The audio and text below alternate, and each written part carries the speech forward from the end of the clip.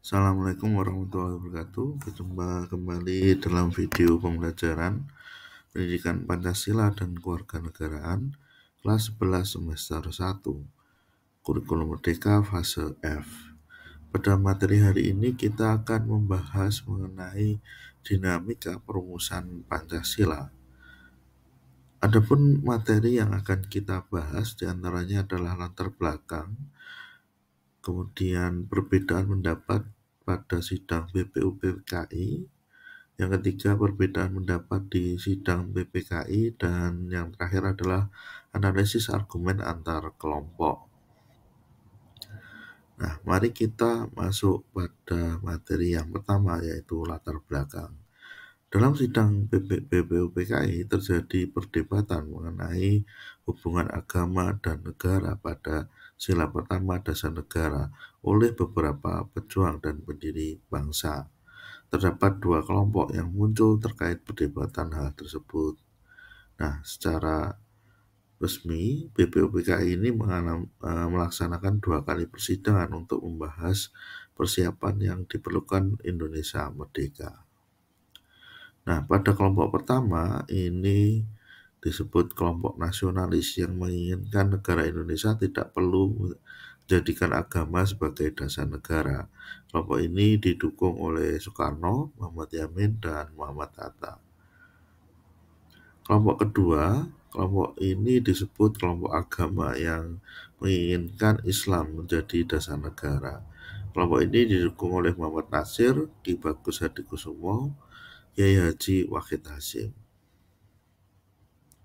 Nah, untuk mengatasi upaya perbedaan pendapat dalam sidang BPUPKI tersebut, maka para pendiri bangsa dahulu melaksanakan demokrasi untuk menghindari perpecahan, sehingga dibentuklah Panitia 9 yang bertugas membentuk preambule atau pembukaan yang disampaikan oleh Soekarno selaku ketua Panitia 9 pada 10 Juli 1945.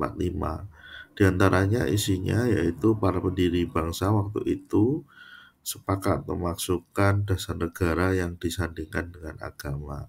Unsur agama yang dimasukkan dalam preambule pada bagian dasar negara sila pertama, yakni ketuhanan dengan kewajiban menjalankan syariat Islam bagi pemeluk-pemeluknya. Nah, tetapi dalam isi preambule tersebut terjadi kembali perdebatan yang dicetuskan oleh Muhammad Hatta yang berpendapat bahwa Islam tidak perlu menjadi dasar negara secara formal atau secara resmi, namun nilai-nilai Islam tetap menjadi semangat dan dasar moral bagi bangsa Indonesia dalam menjalankan pemerintahannya. Nah, pada sidang PPKI ini masih terjadi perdebatan mengenai sila pertama. Ya. Sidang ini dilaksanakan pada 18 Agustus 1945 untuk menentukan dasar negara. Terdapat 7 kata dalam preambule yang menjadi permasalahan, yaitu kata-kata dengan kewajiban menjalankan syariat Islam bagi pemeluk-pemeluknya diminta untuk dihapus. Alasannya terdapat keberatan dari kelompok yang wilayahnya mayoritas non-muslim.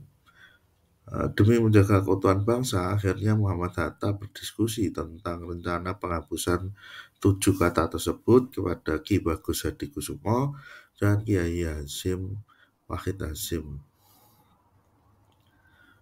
Nah, untuk menyelesaikan itu akhirnya dipilihlah jalan tengah penyelesaian. Saat berdiskusi dengan Muhammad Hatta, kedua tokoh itu diberitahu bahwa adanya potensi perpecahan bangsa Indonesia jika gagasan dalam 7 kata pada preambule tersebut tetap dituliskan dalam dasar negara. Kedua tokoh tersebut merupakan cerminan dari 2 organisasi Islam terbesar di Indonesia waktu itu. Akhirnya setuju untuk menghapus 7 kata preambule tersebut. Nah, Ki Bagus Hadikusumo sendiri pada waktu itu menjabat selaku ketua organisasi Islam Muhammadiyah, sedangkan Kiai Haji Wahid Hasyim Pada waktu itu menjabat sebagai Ketua Organisasi Islam Nahdlatul Ulama. Nah, beberapa pendapat mengenai penghapusan 7 preambula seperti yang diungkapkan oleh Ki Bagus Hadikusumo mengutip pendapat dari Kiai Sanusi bahwa perkataan dengan kewajiban mengikuti bagi pemeluknya tidak ada artinya dan menambah potensi perpecahan bagi kita semuanya. Maka lebih baik kata bagi pemeluknya tersebut dihilangkan. Meskipun di sisi lain beliau meragukan akan adanya perpecahan karena ada prakteknya sama saja. Kemudian beberapa tokoh berkumpul di rumah Muhammad Yamin untuk merumuskan kembali mengenai dasar negara Pancasila. Di antaranya ada Soekarno, Muhammad Hatta, Wahid Hasyim, Hadikusumo, dan Muhammad Nasir. Yang pertama yang dirumuskan adalah mengenai konsep ketuhanan. Keinginan Islam sebagai dasar negara namun tidak menimbulkan perpecahan.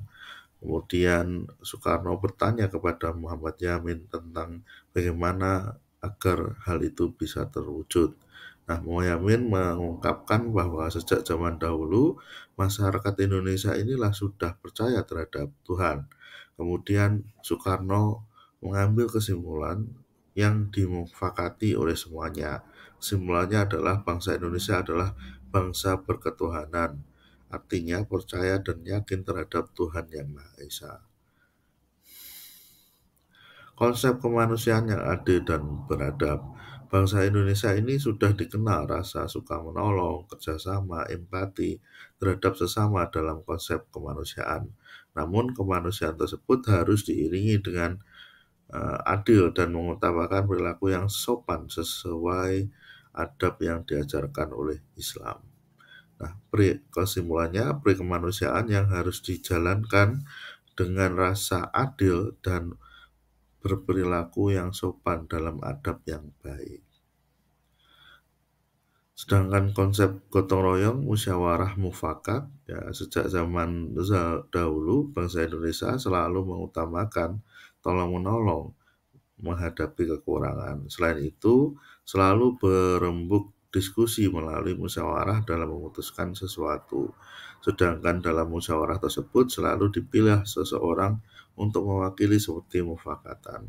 Kesejahteraan bagi rakyat Indonesia juga diajarkan oleh Islam untuk saling berbagi seperti dalam hal zakat.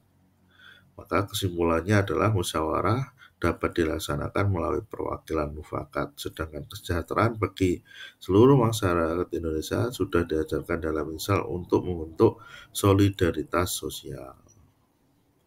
Maka dirumuslah kesimpulan tentang Pancasila yang diungkapkan oleh Soekarno bahwa Pancasila sebagai penggantinya dasar Islam negara. Kita sebagai manusia mengatakan kalau dasar Islam itu isinya diambil dari musamahnya Islam. Lima sila ini kita jadikan musamahnya Pancasila. Analisis perbedaan argumen kedua kelompok. Kelompok pertama ada nasionalis sekuler, beberapa yang mendukung diantaranya ada Soekarno, Muhammad Hatta, Muhammad Yamin, Ahmad Subarjo, A.A. Marawis, Supomo, dan lain sebagainya.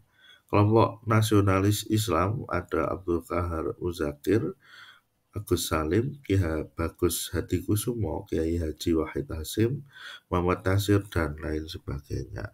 Mari kita bahas dari kelompok nasionalis sekuler terlebih dahulu.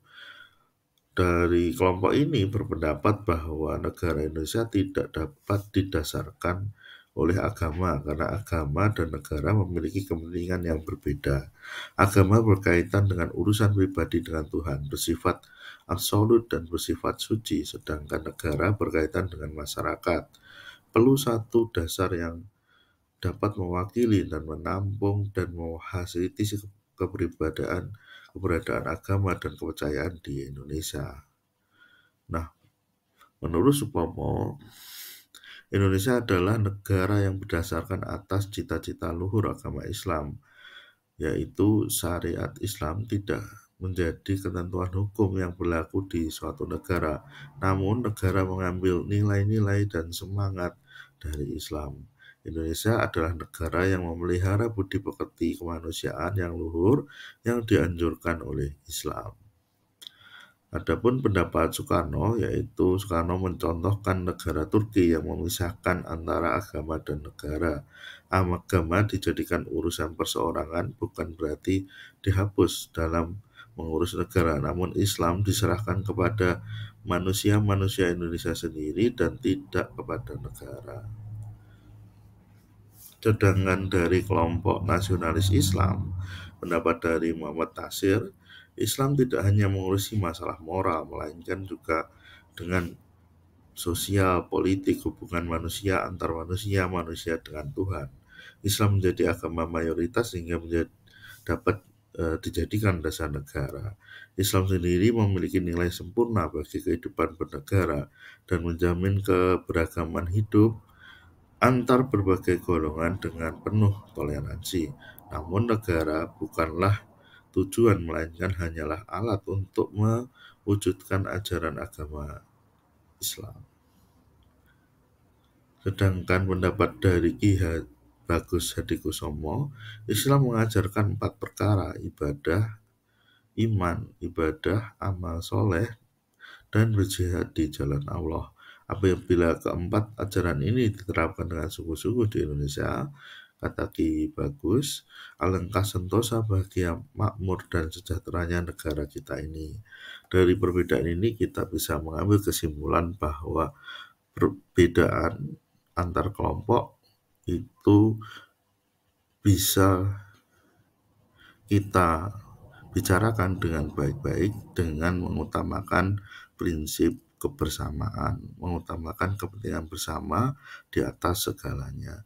Demikian video pembelajaran kali ini. Apabila ada kekurangan, saya mohon maaf. Sampai jumpa dalam video pembelajaran selanjutnya. Assalamualaikum warahmatullahi wabarakatuh.